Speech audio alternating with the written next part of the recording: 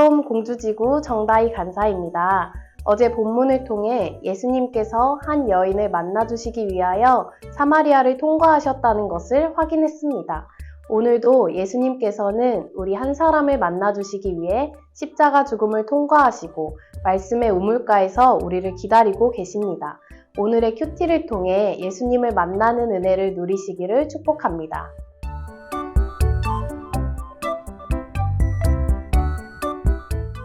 오늘의 본문은 어제에 이어 사마리아 여인과의 대화로 이어지고 있습니다. 자신을 영원히 목마르지 아니하는 물, 영생을 주시는 분이심을 드러내시던 예수님께서 돌연 화제를 바꾸어 사마리아 여인에게 집중하십니다. 여인에게 남편을 데려오라 하시며 대화의 주제가 사마리아 여인의 남편으로 넘어갑니다.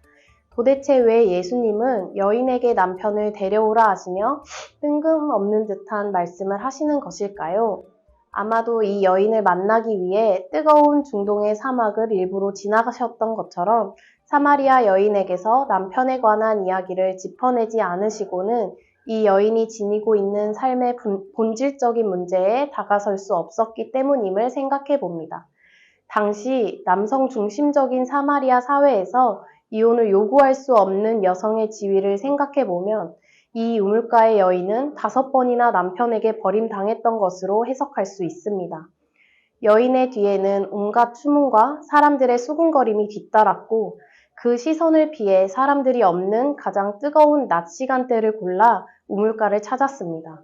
결혼에 5번 실패하고 사람들을 피하며 지내는 이 여인의 삶 속에 오랫동안 해결할 수 없었던 깊은 외로움과 갈망이 있었을 것으로 예상합니다.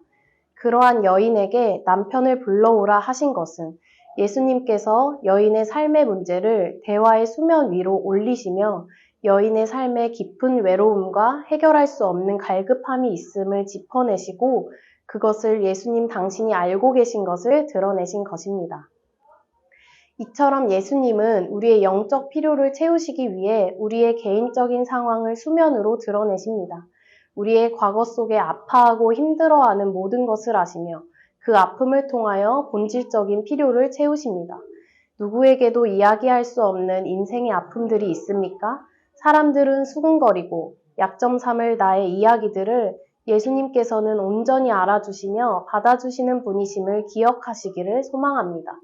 삶의 아픔을 통해 본질적인 삶의 필요를 채워주시고 해결해 주시고 메시아 되시는 예수님을 만나시기를 소망합니다.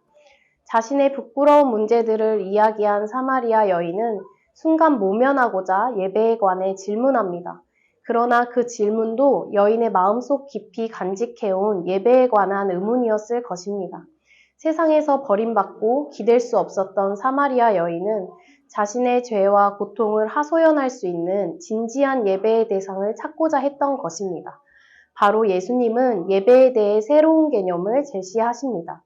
당시에 유대인과 사마리아인들은 예배 장소에 관하여 정통성을 두고 싸웠지만 이제 예배는 장소의 문제가 아닌 대상의 문제임을 말씀하시며 예배의 대상에 대해서 이야기하십니다. 여러분의 예배의 대상은 누구입니까? 우리의 예배는 유대인과 사마리아인의 싸움처럼 때로 비본질적인 것에 얽매이기 쉽습니다. 그렇지만 예배의 본질은 예배의 대상이신 하나님이 되셔야 합니다. 하나님이 아닌 물질이나 나 자신을 예배하고 있지는 않습니까? 내가 오늘 무엇을 예배하고 있는지 그 대상을 돌아보시는 오늘이 되시기를 바랍니다. 더불어 예수님께서는 예배의 방법에 관하여서도 말씀하십니다. 우리는 하나님을 알지 못하고는 예배할 수 없습니다. 하나님이 누구이시며 왜 하나님을 예배해야 하는지, 하나님이 기뻐하시는 예배가 무엇인지에 대해 사마리아 여인처럼 물어야 합니다.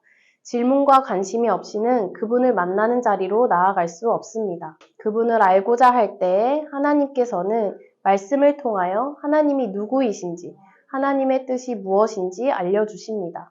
그렇게 점점 우리의 삶과 하나님이 연결되어 갈수록 진정한 예배를 드릴 수 있게 되는 것입니다. 신령과 진정으로 자기를 예배하는 자들을 찾으시는 하나님께서 우리를 찾고 계십니다. 예배의 대상이신 하나님을 바로 알아 영과 진리로 예배드리는 여러분이 되시기를 소망합니다. 샬롬.